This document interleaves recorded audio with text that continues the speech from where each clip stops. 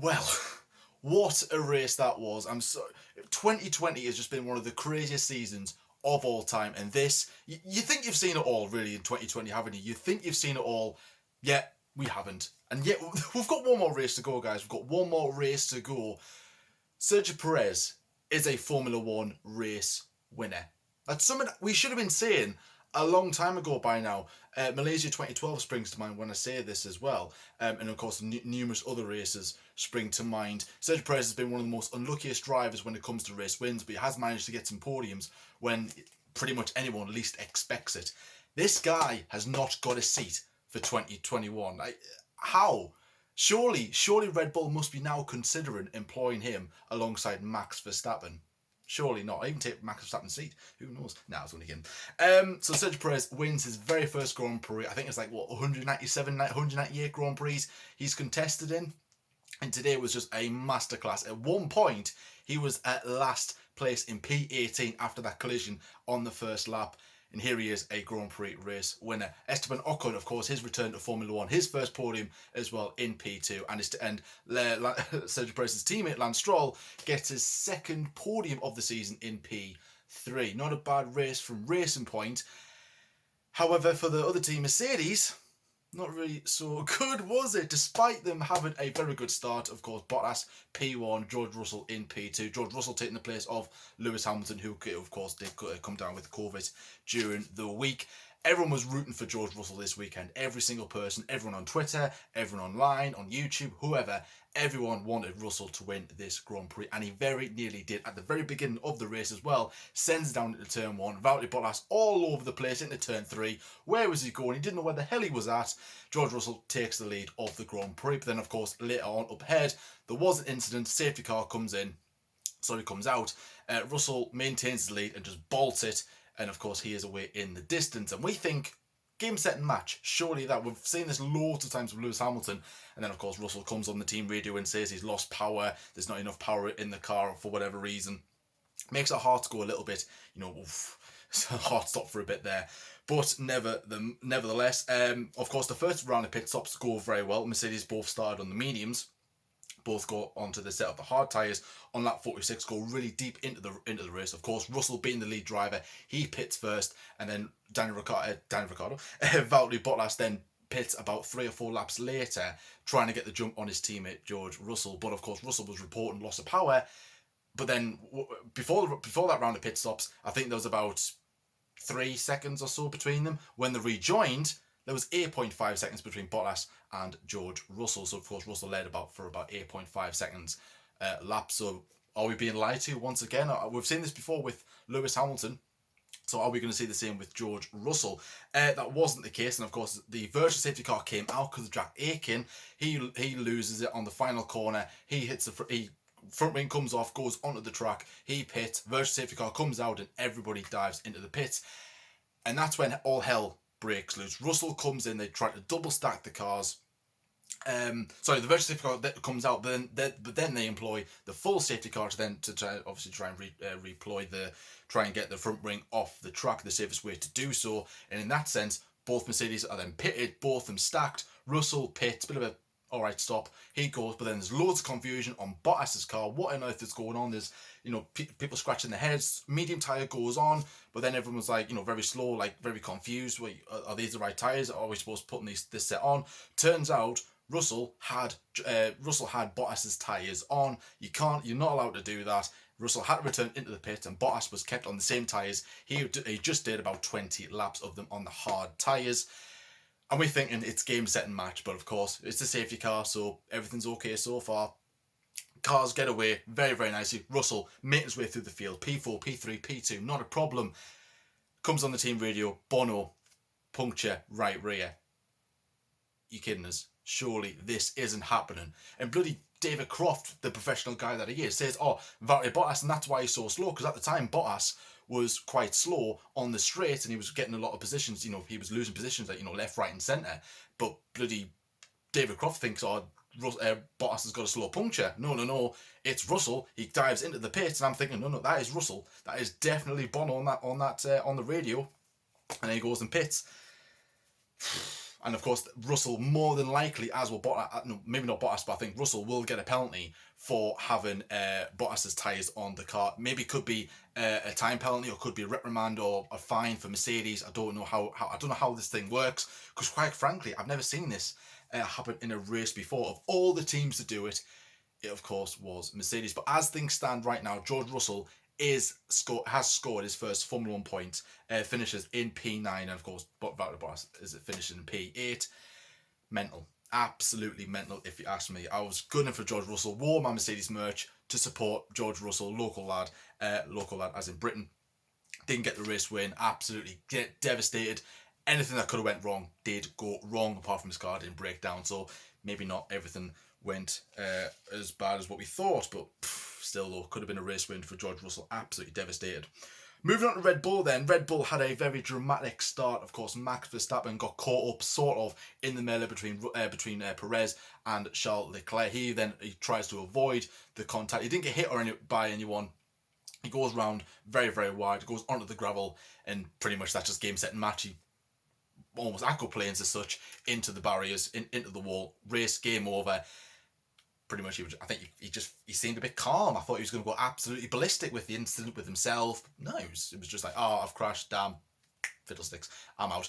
And yeah, that was it for Max Verstappen, qualified in P3 as well, and expected him to do quite well in the race, because according to practice report, Red Bull had a decent long run pace on the mediums and on the hards, so there could have been a really good battle between Perez and Verstappen if the race had panned out the way it did, but unfortunately, we'll never know. So, of course, it was left up to Alexander Albon to score some points and maybe a podium for Red Bull Racing. He got P6, never mind. So, pretty much bog standard from Albon, really. He was under pressure from Vettel and Perez during one stint of the race. I think Vettel locked up, which of course eased the pressure on Alexander Albon just a little bit. Lap 14, he reports that he's very slow on the straight, just reporting that the car was just not performing to his standard. Is that down to Albon's ability, or is that down to the car? I really don't know, but the pressure is almost immensely on Alexander Albon, especially after Sergio Perez has won today. Is this official that Red Bull are going to go with Perez over Alexander Albon? I don't think even this will be enough. I'm still convinced, not on performances, just because of how involved Albon is with Red Bull. I still think he will retain that seat for 2021. But then who's to say if Perez was in the Red Bull today, would he have done a better job than Alexander Albon? That's what I've got to think about really here. So, well, I don't really know, if I'm being totally honest with you. But of course, there are theories about the other Red Bull seat, but I'll let you guys have your own theory about that. Ferrari as well, they had a relatively quiet race. Again, very dramatic start with Charles Leclerc trying to have a little move on the inside of Sergio Perez, which caused the lap 1 incident. Whose fault was it? Sky was pushing the blame more towards Perez.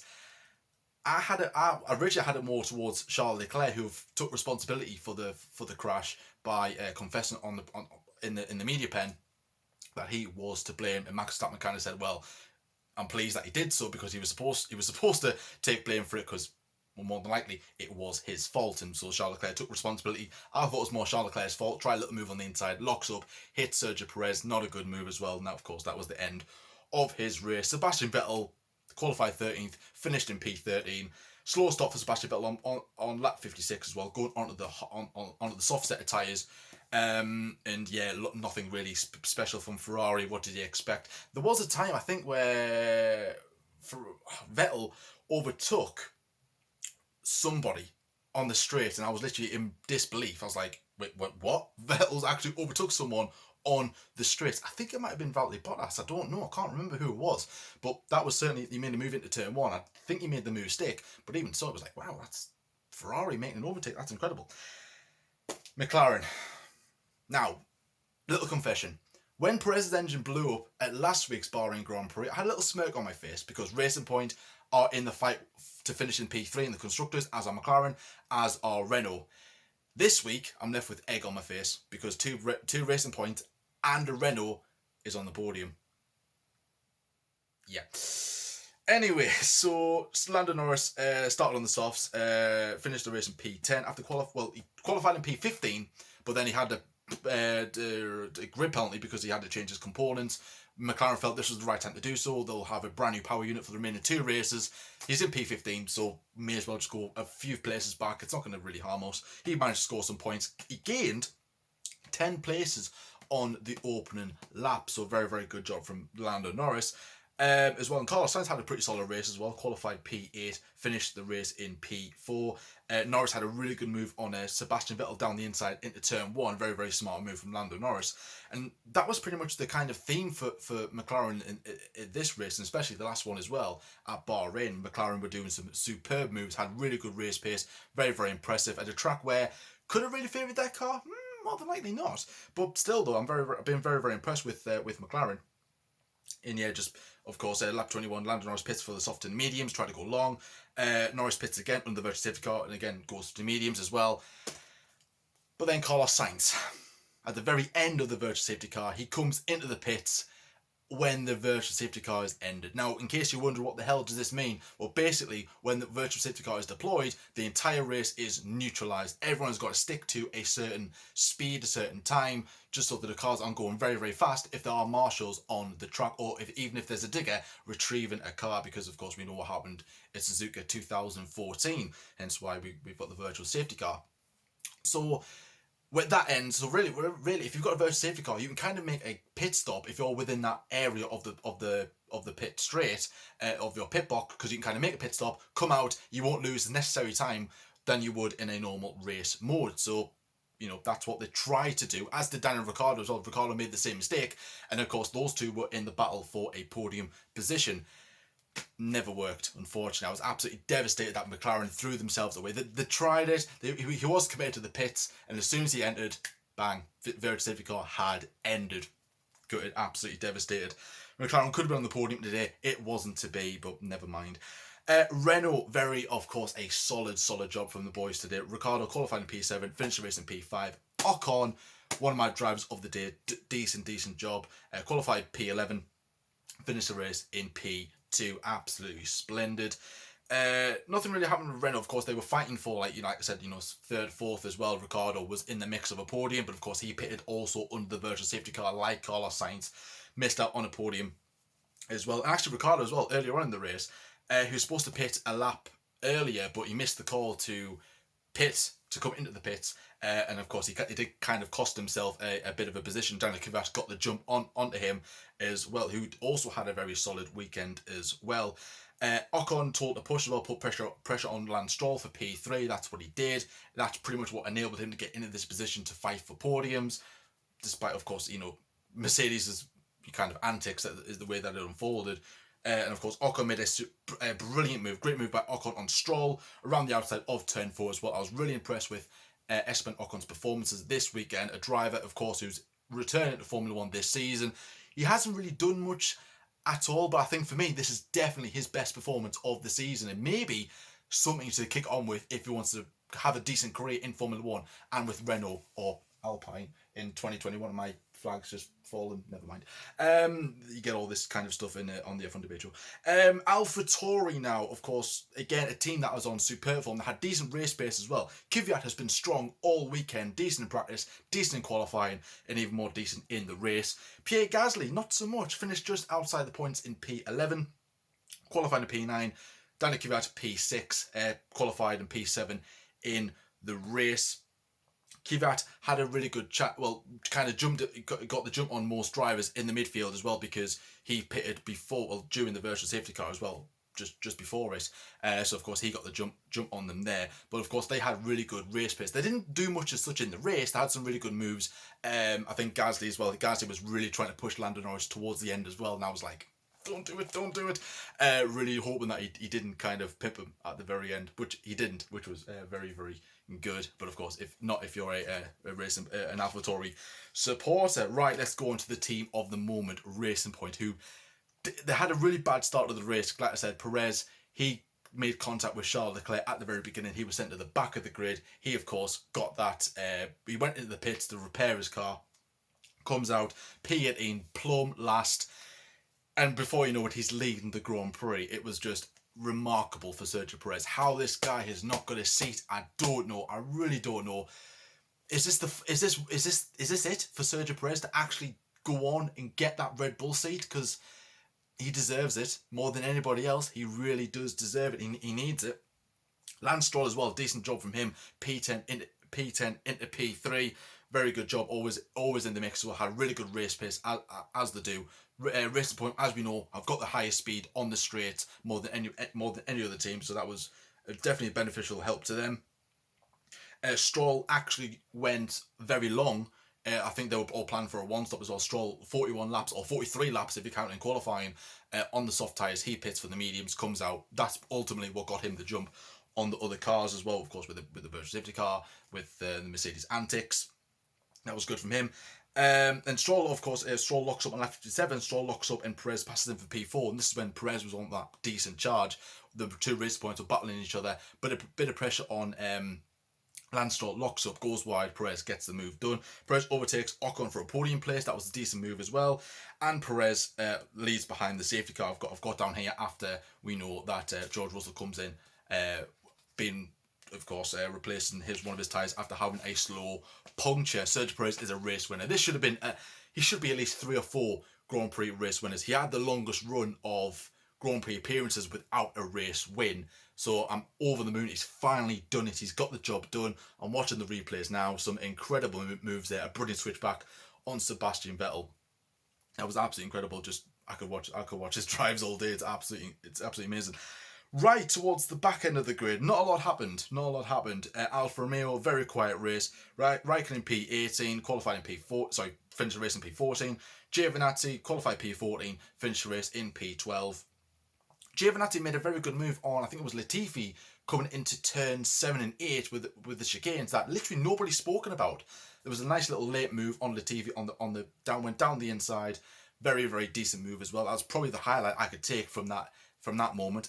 Raikkonen spun as well at the very beginning. I don't know if that was contact or whether he just did that on his own accord. I never actually got round to seeing that as such. There was just dust everywhere, tyres everywhere, so I didn't get to see that, so I don't know why that was. But never mind though. He finished in P14, decent job. Haas, of course, Pietro Fittipaldi standing in for the injured Romain Grosjean, who sadly confirmed today that he won't be participating in the Abu Dhabi Grand Prix. Absolutely devastated that his Grand Prix career has to come to an end like this. Absolutely devastated. Will he return to Formula 1? I highly doubt it, but I'm hoping that Mercedes do keep to their promise and give him a run out in their car in the post-test at Abu Dhabi.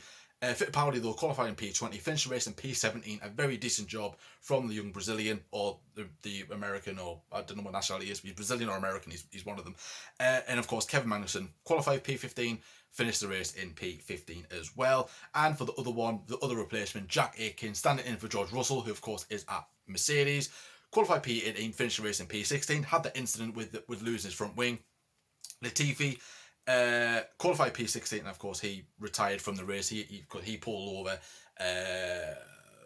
Don't know whereabouts it was, but that's what caused one of the virtual safety cars as well, which kind of led to all this melee at the very beginning. So Sergio Perez, I mean, his emotions, if you have seen the race, you would have seen his emotions. He was just sitting on the podium, pretty much like what Pierre Gasly did when he won the race at Italy earlier on in the season. It was just incredible, so emotional to see. Fully deserves it. This guy has to be on the grid next season. He just has to be. Get him alongside Max Verstappen at Red Bull. Will he do bits like what he's doing at Racing Point? Probably not, because that car is more focused towards Verstappen. If it wasn't more focused towards Verstappen, then perhaps Albon could be doing a better job. But still, though, I do think Perez can get more out of that car than what Alexander Albon can at this moment in time. But we won't know that until he might get the seat. I really don't know. But no, it's absolutely incredible to see. And of course, Oocn getting on the podium as well for the first time, as did Lance Stroll for the second time this season. And the third time overall, if I'm correct, third or fourth time overall. George Russell there, soaking it all in, just lying on the ground going, what a day. It could have been a race win. It could have been a race win. It should have been a race win. Is Russell the new Hulkenberg in the sense that he's the most unluckiest driver in Formula 1? Driving that kind of a car in the Williams, he gets that opportunity to drive the fastest car ever in Formula 1, and he finishes in P9. Never. Gutted. I'm devastated for him. I'm absolutely devastated for him. But Charles Leclerc, he had his heart broken at this point last year at Bahrain. He recovered to win 2 races following that season as well in Spa and in Monza. Russell, he is going through a tough time at the moment. Yes, he lost it under the safety car at Imola. He's now, of course, not out of his own hands. Finishes behind his teammate and finishes P9 as well in the Grand Prix, collecting 3 points. But we will have to see what happens with this penalty if he does get one. So before I go, anyways, let's go through the race classifications for the 2020 Sakhir Grand Prix. Nearly said Bahrain there. So of course, Sergio Perez was the race winner. Esteban Oocn in P2, Lance Stroll in P3, Carlos Sainz in P4, Daniel Ricciardo is in P5. Alex Albon in P6, Danny Kvyat, he's in P7, a very good job from him. Bottas in 8th, Russell in 9th, damn it, oh that hurts, and Lando Norris in P10. Pierre Gasly just misses out on the points at P11, Sebastian Vettel a very quiet race in P12, Giovinazzi in P13, Raikkonen in P14, Magnussen in P15, Jack Aitken in P16, and Pietro Fittipaldi finishes last in P17. So that was it, a Sakhir Grand Prix, a brilliant race, thoroughly enjoyed it from start to finish. Can we go down this route again of going through the shorter race? Do you prefer seeing the shorter track than the longer track? Do you maybe Bahrain want to change their mind and actually go through the shorter outer circuit than rather going through the middle bit? Because from that race, I would absolutely love to see this again. I really, really would, but whether they can or not, it's not really up to us, is it? It's up to the Bahrain officials and, of course, Formula 1 themselves. But guys, thank you so much for watching, as always. And this is actually the last race review I'll be doing. It was supposed to be the last one at Bahrain, but I'm standing in for Lyle for this one for this week. So this will be my last one. I'm not doing it next week because it is my birthday. I'm doing nothing on my birthday. So if Lyle rings me up and says, you're going to be doing it, you're not going to be getting one, because I'm simple as that. I ain't doing it, unless it's a brilliant race, then I might think about it, but nah. So guys, thank you so much for watching, as always. Please drop us a like and subscribe as well. Trying to get 3k before the end of the season. We are over the halfway point of getting there. We're so close to getting to 3,000 subscribers before the end of the season. That will be absolutely incredible. Let me know what you think of the race in the comment section below. And just before I go as well, I'm actually standing up. Very different, I know, right? Just let me know what you think. Has it made a difference? I know my prop kind of fell during mid talking, but yeah, what can you do? It's just, anything goes wrong here at the F1 Debate Show. So guys, thank you so much for watching. Watch what you're doing. Stay safe as always, and until next time, I'll see you later.